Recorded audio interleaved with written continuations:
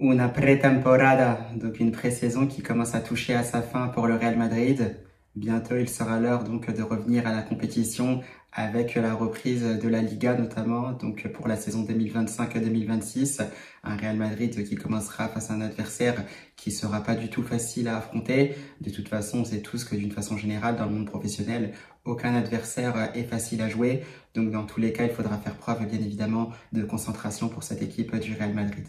Buenas a todos y a todas los amigos, c'est Bakikone de Madrid. J'espère que vous allez bien. On se retrouve pour une nouvelle vidéo à propos du Real Madrid comme d'habitude. Et bien évidemment, avec cette pré-saison qui commence à toucher à sa fin, on peut commencer bien évidemment à se projeter d'ores et déjà vers cette saison 2025-2026 qui commencera donc avec la Liga pour le Real Madrid. Un match qui sera donc ce mardi à 21h30 face notamment à Osasuna au Santiago Bernabéu. Vamos! Eh bien, los chavales, toujours un plaisir donc de vous retrouver pour une nouvelle vidéo avec ce Real Madrid où c'est toujours un plaisir de parler de cette équipe-là, de ce club en général. Voilà, on a vu que cette saison 2024-2025 était terminée. On commence à avancer justement pour cette nouvelle saison. Elle commencera bientôt. Alors bien sûr, on est là pour une vidéo qui est un peu spéciale. On se projette un peu plus sur cette Liga, donc de façon générale. Alors évidemment, on se concentre sur le Real Madrid, mais on n'en oublie pas pour autant les autres équipes, les autres gros poissons aussi de cette Liga, à savoir notamment le FC Barcelone, grand rival du Real Madrid, et bien sûr l'Atlético de Madrid, voisin justement du Real Madrid, un voisin plus que tenace justement. On l'a vu lors des saisons précédentes et nul doute évidemment que les colchoneros seront au rendez-vous peut-être pour cette saison 2025-2026. Il faudra donc se méfier pour le Real Madrid. Donc voilà, on va parler justement de cette Liga. Voilà, une Liga 2024-2025 qui était quand même assez passionnante par moments parce qu'on avait vu la saison passée que c'était un FC Barcelone notamment qui avait pris pas mal de longueur d'avance sur ses concurrents directs. Bien évidemment, il y a eu un petit coup d'arrêt, un petit coup de frein si j'ai envie de dire. Bon, il était quand même assez gros puisqu'on a vu un moment le Real Madrid de leader. À un petit moment aussi, on a vu l'Atlético de Madrid de leader. Ensuite, le Barça a repris bien sûr les commandes de cette Liga et n'a plus vraiment lâché cette première place. Ils seront justement allés au bout de cette saison-là en Liga. Ils auront fini premier avec, bien sûr, comme on le sait, une victoire en Copa del Rey et en Supercopa de España. Donc, c'est un FC Barcelone, bien sûr, qui est favori. Favori, bien sûr, parce que on a vu qu'ils ont montré pas mal de choses sur cette saison-là, dans le jeu notamment, que ça soit dans le championnat espagnol ou dans les coupes nationales, mais aussi en Ligue des Champions, où il y a un manque de concentration qui leur auront coûté justement cette qualification pour la finale de la Champions League. Mais sinon, c'est un Barça évidemment qui est très très homogène, ça joue très très bien, c'est très très équilibré, du gardien de but jusqu'aux attaquants. On retrouve notamment avec ce milieu de terrain composé de Pedri ou encore de Frenkie de Jong. On peut varier aussi avec Dani Olmo notamment en numéro 10, ça peut être Rafinha, un FC Barcelone aussi qui compte sur justement Marcus Rashford, de nouvelles recrues qui peut apporter aussi un plus à cette équipe-là. On n'oublie pas non plus des joueurs comme Ferran Torres qui sont vraiment très décisifs, très percutants dès qu'ils entrent en jeu. Lewandowski, bien évidemment, qui est une valeur sûre, il n'est plus à présenter. Que dire par la suite de Lamine Yamal qui est vraiment extraordinaire, un joueur que nous n'avons plus besoin de présenter, capable de faire la différence à n'importe quel moment, quasiment sur n'importe quelle position. Donc on le sait, c'est un Lamine Yamal qui doit encore monter en puissance. Il aura montré bien évidemment des belles choses lors de cette saison 2024-2025, meilleur passeur décisif de Liga, il faut le rappeler quand même. Donc je pense qu'il cherchera à faire mieux, il a les moyens de le faire justement, le jeune espagnol. Il est parfaitement entouré, c'est un FC Barcelone qui s'est quand même renforcé, même s'il y a eu des pertes avec ce départ d'Iñigo Martinez. Donc là-dessus, il n'y a pas forcément eu d'autres défenseurs. Donc on attend de voir, ça peut être un point clé aussi pour cette saison-là côté FC Barcelone. Bon, on va compter sur des joueurs comme Cubarsí ou encore Jules Koundé, voilà, qui sont aussi des valeurs sûres maintenant de ce championnat espagnol. Baldé, ça reste bien sûr encore à confirmer parce que c'est un joueur qui enchaîne pas mal de blessures. Mais dans tous les cas, c'est une équipe du FC Barcelone vraiment très très équilibrée, qui est vraiment en place. C'est très versatile dans le jeu. C'est un FC Barcelone qui peut jouer en attaque placée, en phase de possession. Il y a un jeu de position aussi qui est en place, qui est plutôt très intéressant. Que dire aussi lors des transitions rapides où ça va extrêmement vite. Là, en plus, on peut rajouter un joueur comme Marcus Rashford. Ça peut faire très mal, surtout quand on sait la qualité de finition d'un joueur comme Robert Lewandowski ou encore justement de Rafinha qui a marqué pas mal de buts cette saison en Liga. Je crois qu'il était deuxième ou troisième meilleur buteur de ce championnat-là, juste derrière Kylian Mbappé bien évidemment. Donc on le sait, c'est un FC Barcelone qui sera vraiment très difficile à battre. Pour l'instant, on n'a pas l'air d'avoir trouvé aussi une solution pour contrer leur fameux piège du hors-jeu qui est maîtrisé aussi à la perfection, même s'ils peuvent se faire avoir par moments. On l'a vu notamment lors des derniers Clasico, mais ça on le sait, c'est un FC Barcelone qui est vraiment sûr de ses forces et on le sait d'ores et déjà, c'est un FC Barcelone également qui essaiera de tout faire pour tout remporter cette saison. Championnat espagnol comme Coupe nationale et bien sûr la Ligue des Champions, grand objectif pour ce club blaugrana. Donc voilà pour la présentation du Barça. Ça, à coup sûr, on le sait déjà, ça reste d'une façon objective favori pour la victoire finale dans ce championnat espagnol. Maintenant, que dire d'un autre concurrent, voilà, qui sera pas très loin, qui va essayer justement de jouer les trous les fêtes, mais qui doit essayer aussi d'être beaucoup plus régulier, de par justement la qualité de son effectif, qui est vraiment très intéressant. C'est le voisin madrilène, pas très loin du Real Madrid, c'est l'Atlético de Madrid, parfait outsider. Un adversaire aussi de qualité. Ça, on l'a vu justement lors de cette saison 2024-2025. On peut dire effectivement qu'ils peuvent se faire éliminer assez injustement par le Real Madrid en huitième de finale de la Champions League. Tant sur les deux matchs, ils auront montré aussi de belles choses, notamment lors du match retour du côté du Civitas Metropolitano. On a vu notamment avec de belles actions. On a vu un Julián Álvarez très percutant justement lors des deux matchs. D'ailleurs, je pense que le facteur X pour cette équipe de l'Atlético de Madrid, c'est bien sûr Julián Álvarez, l'attaquant argentino, la araña comme on l'appelle du côté de l'Argentine, donc l'araignée. Super joueur, vraiment c'est très complet. Julián Álvarez, ça va vite, ça sait jouer de la tête, c'est très à l'aise balle au pied, très technique, une qualité de finition voilà qui est quand même assez élevée, ce qui permet aussi apparemment à l'Atlético de Madrid d'avoir de très bons résultats. Que dire aussi lorsqu'il peut être accompagné devant par des attaquants comme Sorloth. Je pense que Griezmann aussi aura son rôle à jouer dans cette équipe-là. On peut retrouver aussi des milieux de terrain tels que Marcos Llorente, un Conor Gallagher aussi qui devra faire aussi encore beaucoup mieux que la saison passée. Il y a eu des recrues bien sûr avec Thiago Almada ou encore Alex Baena qui est vraiment un super joueur aussi, à l'aise techniquement, vraiment footballistiquement parlant, c'est très beau à voir, ça peut être efficace aussi par moment. On l'a vu du côté de Villarreal, donc du côté du Submarino Amarillo. Donc on le sait, Baena, voilà, c'est une très belle recrue aussi pour cette équipe de l'Atlético. On a toujours Yann Oblak dans les buts, on peut avoir des rocks comme Jiménez, on a le Normand bien évidemment.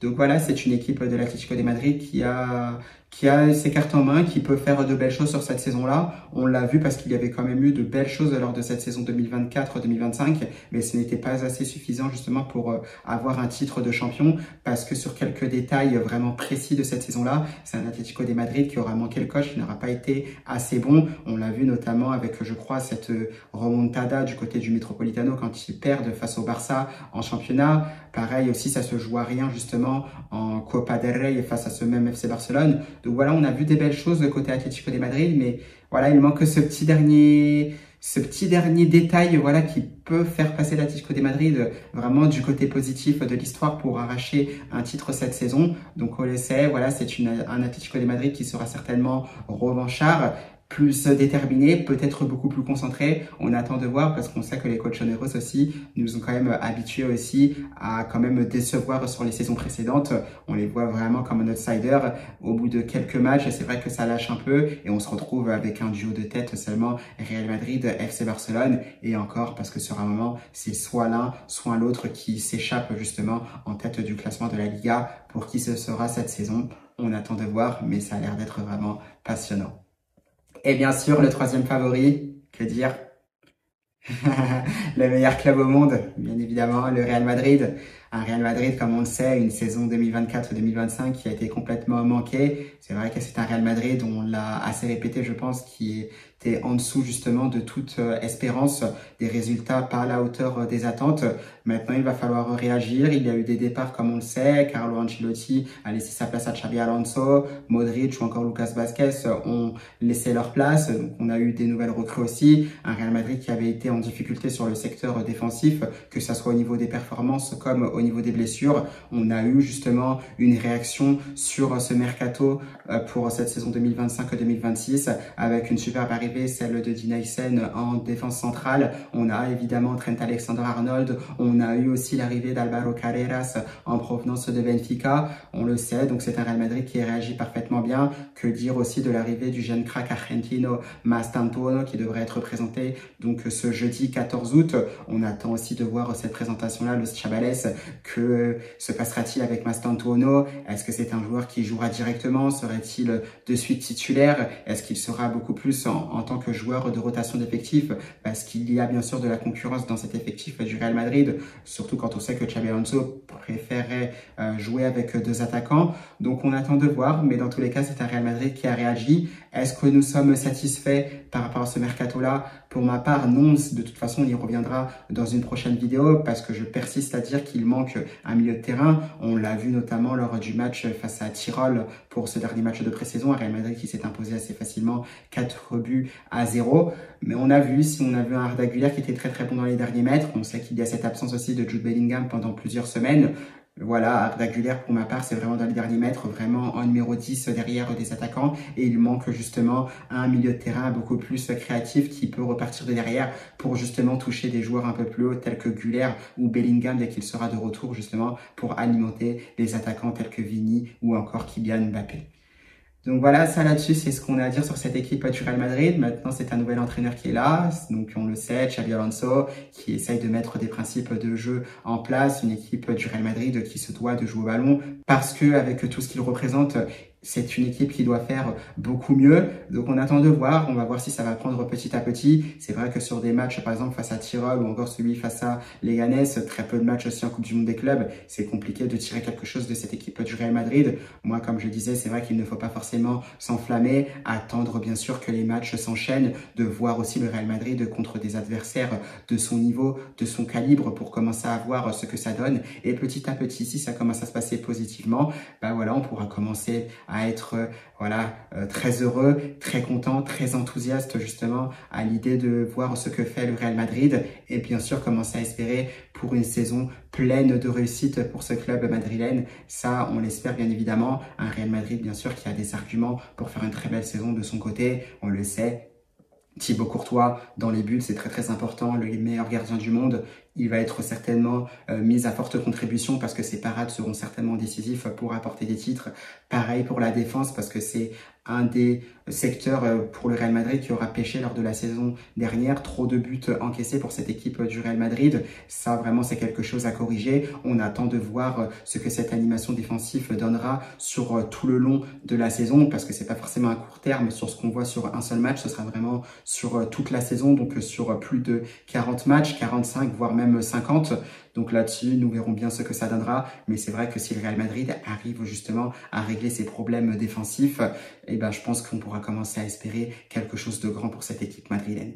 Pareil aussi au milieu de terrain, il faudra quand même beaucoup plus de créativité, beaucoup plus de complémentarité, beaucoup plus de vista, d'intelligence de jeu pour mettre justement les attaquants dans les meilleures conditions. Parce qu'on le sait, si Kylian Mbappé, si Vini Junior, si Brahim Diaz, si Mastantuono, si encore Arda Güler ou encore Hendrik ou voire même Gonzalo Garcia sont mis dans les meilleures conditions, et bien là je pense qu'à n'importe quel adversaire ça peut faire très très mal. Donc on le sait, la marge de progression aussi au milieu de terrain pour le Real Madrid, elle est là, elle est dans l'intelligence de jeu, dans la vision du jeu justement pour perturber notre adversaire. Et ensuite, on le sait, devant, ce sera aux joueurs offensifs du Real Madrid de faire cette différence. Donc déjà par Güler ou encore Bellingham, dès qu'ils seront de retour, on le sait, Kylian Mbappé devra encore faire beaucoup mieux. On a vu que sur un plan individuel, ce n'était vraiment pas mal du tout. C'était vraiment exceptionnel pour une première saison, ce qu'a fait Kylian Mbappé. Il cherchera certainement à faire encore mieux. On peut se dire justement que si le Real Madrid tourne bien mieux cette saison, Kylian Mbappé sera capable de marquer aussi beaucoup plus de buts pour cette équipe du Real Madrid. Et je dirais même plus que Kylian Mbappé sera capable de marquer beaucoup plus de buts décisifs, donc c'est-à-dire face à des adversaires direct du Real Madrid pour gagner justement les grands trophées majeurs parce que malheureusement ça n'a pas été souvent le cas pour le Real Madrid de cette saison et pour Kylian Mbappé je crois que c'était seulement des buts face au FC Barcelone. Contre Arsenal malheureusement on ne l'a pas vu, ça a été le cas exactement aussi contre l'Atlético de Madrid et c'est un Real Madrid qui s'est arrêté donc en quart de finale de Champions League malheureusement. Donc voilà, on le sait, il y a cette marge de progression. Que dire aussi d'un autre joueur qui est fabuleux aussi lorsqu'il est à son meilleur niveau, c'est bien évidemment Vini Junior. Un Vini Junior qui sera voilà très attendu. On le sait, il est un peu passé à côté de cette saison. C'est un Vinicius Junior qui doit faire beaucoup mieux.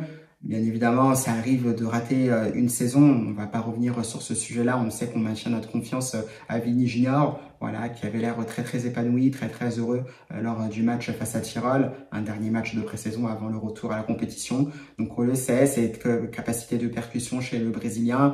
On le sait, il est capable aussi de donner de très bons ballons. Il est capable aussi de finir des actions par lui-même. Voilà, on attend de voir le Vinicius Junior qu'on aura connu lors de la saison 2021-2022 ou 2023-2024.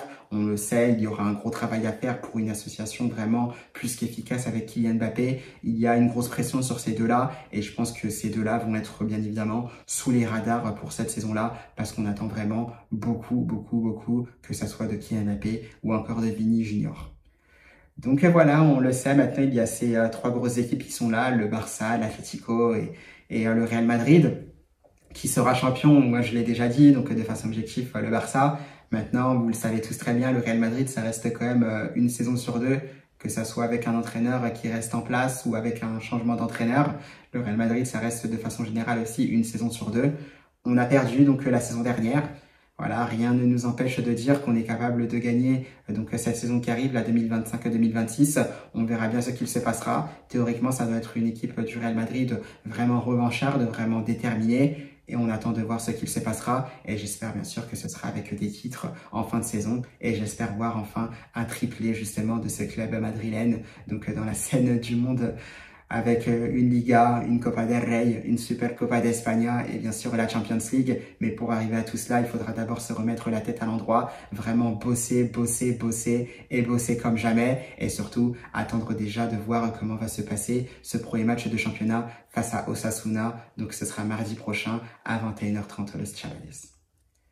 Donc voilà pour ce qu'on a à dire sur cette Liga. On n'oublie pas aussi les autres équipes parce que la Liga, ça ne se résume pas forcément qu'au Real Madrid, au Barça ou encore à l'Atlético de Madrid. Il y a aussi d'autres belles équipes, d'autres clubs mythiques de ce championnat espagnol qui sont toujours là. On le sait avec Bilbao qui est très difficile à jouer, notamment du côté de San Mamés. Voilà, où on dit souvent que ça peut être une forteresse assez imprenable. Un Bilbao qui a des joueurs de qualité, on le sait avec les frères Williams. Il y a des joueurs comme Sunset ou Unai Simon, même si je crois qu'il jouait un peu moins. Voilà, il n'y a pas forcément grand-chose à dire. C'est un super gardien aussi qui était titulaire avec la sélection espagnole. Donc on le sait, Bilbao, c'est une équipe très difficile à jouer. Ça va pas être facile du tout de prendre des points là-bas. C'est une équipe aussi qui peut être très embêtante dès lors qu'ils viennent justement du côté du Bernabéu. Donc attention à cela. Que dire aussi des équipes comme Villarreal, surtout à la Ceramica où ce n'est pas du tout facile à jouer. Un Villarreal qui a une équipe de qualité, on peut retrouver des joueurs comme Pepe. Bon, Baena est parti, mais ils ont récupéré, je crois, des joueurs comme Moleiro qui était du côté de Las Palmas. Moleiro, un joueur aussi très technique et vraiment très intéressant aussi. Donc attention à ces équipes comme Villarreal qui peuvent faire perdre des points. Que dire du Betis Sevilla aussi, du côté du Benito Villamarín où ce n'est jamais facile à jouer. Un Betis Séville, où on a perdu d'ailleurs la saison dernière. On avait vu d'ailleurs un très bon Isco qui a l'air d'être blessé pour le moment. On a vu un jeune aussi, Jesus Rodriguez, qui était vraiment très intéressant. On avait vu aussi Anthony, je ne sais pas s'il est toujours justement du côté du Betis Sevilla, j'ai un doute. Mais dans tous les cas, c'est une équipe bien évidemment du Betis Sevilla qui n'est pas facile à jouer. On le sait, il y a d'autres équipes, Valencia, surtout du côté de Mestalla. Ce n'est jamais facile à jouer, surtout pour le Real Madrid, surtout pour Vini Junior, pour qui c'est toujours difficile du côté de l'Estadio Mestalla. Donc Valencia, on le sait, c'est un adversaire aussi compliqué à jouer, qu'il soit dans une bonne phase ou dans une mauvaise passe. Maintenant, on attend de voir ce qu'il se passera. Donc, on peut avoir des adversaires aussi qui sont difficiles aussi, qui sont très vicieuses, comme Retafe, qui ne sont jamais faciles à jouer. On le voit aussi avec leur défenseur emblématique, Djene, un défenseur très rugueux. Que dire de leur entraîneur aussi, Bordalas, qui est vraiment un entraîneur déterminé, voilà, qui joue tout vraiment pour la solidarité de son équipe. Une équipe qui donne tout de Retafe, donc ce sera vraiment pas facile de jouer cette équipe-là. Donc voilà, il y a plein d'équipes en Liga où ce n'est pas facile du tout à jouer. On le sait parce qu'il y a notre premier adversaire aussi en l'occurrence Osasuna. Osasuna qui n'est pas un adversaire facile à jouer également. On le sait avec Budimir notamment qui est une valeur sûre de la Liga. Un Budimir qui arrive facilement à passer 15-20 buts sur une saison en Liga. Il sera bien évidemment à surveiller lors de ce premier match. Surtout que ce sera justement un très bon test pour cette équipe du Real Madrid dès le début de cette Liga pour Eisen avec certainement Militao puisque Rudiger sera suspendu je crois plusieurs matchs. Donc voilà, on va voir comment ça va se passer. Je sais pas si Brian Zaragoza est toujours du côté d'Osasuna, faudra que je fasse encore des recherches, mais Zaragoza c'est aussi un très bon joueur, donc très percutant aussi, qui peut poser pas mal de problèmes. On a des joueurs aussi comme Aymar qui sont très intéressants, c'est très technique également, ça peut trouver de très belles passes. Donc attention à cela, Osasuna aussi, ça va pas être facile. Que dire aussi du côté de leur stade à Pamplune, jamais simple de s'y imposer. On l'a vu, c'était vraiment très difficile pour le Real Madrid. Donc ça peut être des adversaires qui peuvent nous faire perdre des points et attention donc à cela. Donc bien évidemment, j'aurais pu citer d'autres équipes comme le Sevilla FC qui peut être en difficulté aussi, mais qui peut poser aussi des problèmes sur un seul match. Donc on verra bien ce qu'il se passera. Dans tous les cas, on voit que cette Liga commence le vendredi 15 août, donc c'est dans 2 jours, avec bien évidemment ce premier match. Je crois que c'est entre Girona et le Rayo Vallecano. Le Barça, bien évidemment, ce sera samedi à 21h30 face à Mallorca. L'Atlético de Madrid, ce sera face à l'Espagnol de Barcelona. Donc ce dimanche à 21h30 avant l'entrée du Real Madrid le mardi 19 août face à Osasuna du côté du Bernabéu à 21h30. On a vraiment hâte, los chavales. Vraiment, on a envie de commencer cette saison comme il le faut. Ça avait un peu mal commencé la saison dernière, notamment face à Mallorca. C'était un peu difficile aussi face à Las Palmas. Là, ça faisait un petit moment que le Real Madrid n'avait pas commencé une saison du côté du Bernabéu. Voilà, il faudra faire les choses comme il se doit pour notre première au Santiago Bernabéu en retrouvant aussi les supporters. Et on espère que cette saison-là sera pleine de réussite pour ce Real Madrid-là. Et bien voilà, los chavales, c'est la fin de cette vidéo, ce que je pensais donc pour cette Liga 2025-2026. Donc les 3 favoris qui pourraient potentiellement gagner cette Liga, des joueurs, des pépites, des cracks qu'on verra tous les week-ends du côté du championnat espagnol, donc en passant par Kylian Mbappé, Lamine Yamal, Cubarsí, Pedri, Bellingham, Fede Valverde, Mastantuono qui arrivera, Vini, Lewandowski, Rafinha, Nico Williams, Baena, Griezmann, Alvarez.